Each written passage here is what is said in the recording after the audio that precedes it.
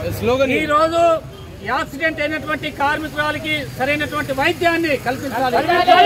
మున్సిపాలిటీలో పనిచేసే కార్మికులకు రక్షణ, మున్సిపాలిటీలో పనిచేసే కార్మికులకు రక్షణ, మున్సిపాలిటీలో పనిచేసే కార్మికులకు రక్షణ, ఈఎస్ఐ సదుపాయాన్ని, ఈఎస్ఐ విషయంలో వైద్య సదుపాయాన్ని బోధనలోనే చూడాలి. బోధనలోనే ఈఎస్ఐ ఆసుపత్రిని బోధనలోనే, ఈఎస్ఐ సదుపాయం కింద బోధనలోనే. ప్రెస్ మిత్రులకు నమస్కారం. ఈరోజు బోధన్ పట్టణంలో పారిశుద్ధ్య రంగంలో పనిచేసేటటువంటి కార్మికులు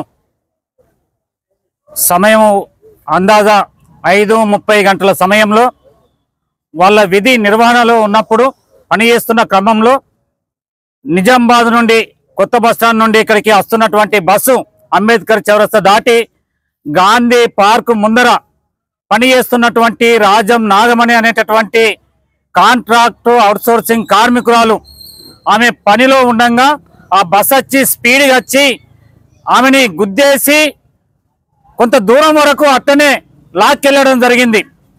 ఈ ప్రమాదం చాలా సీరియస్గా ఉన్నది. నిజామాబాద్కు ఆసుపత్రికి తరలించారు.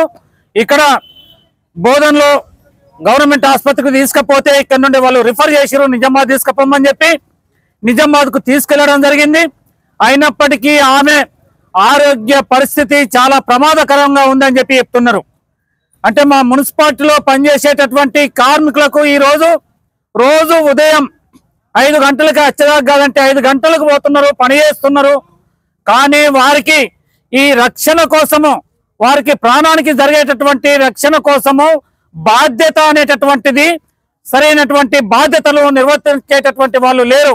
ముఖ్యంగా వాళ్ళకు డ్రెస్ కోడ్ అనేటటువంటిది ఉంటే వెంటనే వచ్చేటటువంటి వాహనాలకు అది కనిపిస్తుంది. కనీసం ఇటువంటి ప్రమాదాలు జరగకుండా ఉంటాయి. వాళ్ళకు ఖచ్చితంగా డ్రెస్సులు లేక ఇప్పటికీ ఇవ్వక అందరికీ వేసుకునే విధంగా చర్యలు తీసుకోకపోవడం మూలంగా కూడా ఈ ప్రమాదాలు చాలా జరుగుతున్నాయి. రెండో విషయం ఏంటంటే ప్రధానమైనటువంటిది వాళ్ళకు ఈఎస్ఐ అనేటటువంటిది కట్ అవుతుంది. ప్రతి నెల 1500 వరకు, 1000 నుండి 1500 వరకు కట్ అవుతున్నది. 2011 నుండి పిఎఫ్ ఈఎస్ఐ కట్ అవుతున్నాయి. అంటే ఒక్కొక్క కార్మికురాలకి ఈరోజు 1,50,000 నుండి 2 లక్షల రూపాయలు ఈఎస్ఐ కట్ అయినటువంటి డబ్బులు ఉన్నాయి. కానీ వారికి ఇక్కడ వైద్య సదుపాయము సరైనటువంటిది నిల్లు ఏం లేదు. చెప్పాలంటే నిజామాబాద్ పొమ్మంటున్నారు. ఈ డబ్బులలో ఏదైనా అనారోగ్యానికి గురైతే కార్మికుల్ని నిజామాబాద్ పొమ్మంటారు. నిజామాబాద్లో కూడా అది ఎక్కడికంటే కంటేశ్వరం వాళ్ళ బస్టాండ్ దిగి మళ్ళా కంటేశ్వరంకు పోవాల. ఇదంతా సరైనటువంటి వైద్య సదుపాయం సౌకర్యం లేక ఇన్ని డబ్బులు కట్ అయినా కూడా వాళ్ళకు చిన్న దానికి కూడా ప్రైవేట్ దవాఖానలు చూపించుకొని సొంత డబ్బులతోని అనవసరమైనటువంటి చేతి డబ్బులతోని కలిసి చేసుకునేటువంటి పరిస్థితి ఉంది. అందుకే ఈరోజు చిన్న చిత్కా జబ్బులతోని ఉదయం అర్రీ బర్రీగా పని కురికినప్పుడు అనారోగ్యానికి గురై ఆ టెన్షన్లో ఇటువంటి ప్రమాదాలు జరుగుతున్నాయి. దీనికి మేము ఈఎస్ఐ అనేటటువంటి దాన్ని ఏమంటున్నామంటే ఇక్కడనే బోధనలో ఒక డాక్టర్కు లింక్ పెట్టి ఒక పెద్ద ఆసుపత్రిలో చూయించేటట్లు చేసినట్లయితే ఇటువంటి ప్రమాదాలు జరగకుండా ఉంటాయని చెప్పి మేము కోరుతున్నాం. వాళ్ళకి ఇన్సూరెన్స్ అనేటటువంటిది కూడా ప్రతి కార్మికురాలకి అన్ని దగ్గరలో జీపీ కార్మికులకు ఉన్నది ఈరోజు.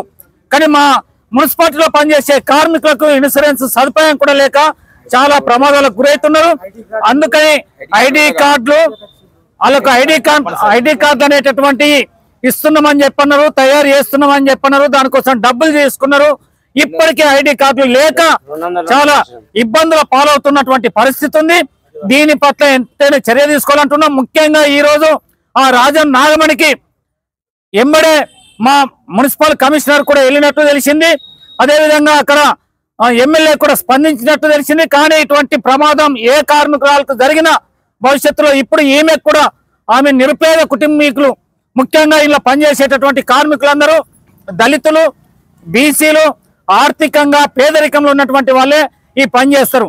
అందుకని వీళ్ళకు రక్షణ కల్పించాలని చెప్పి మా టీయూసీఐ తరఫున, తెలంగాణ ప్రగతిశీల మున్సిపల్ వర్కర్స్ యూనియన్ తరఫున మేము ప్రభుత్వాన్ని, మున్సిపల్ అధికారులని హెచ్చరిస్తున్నాం.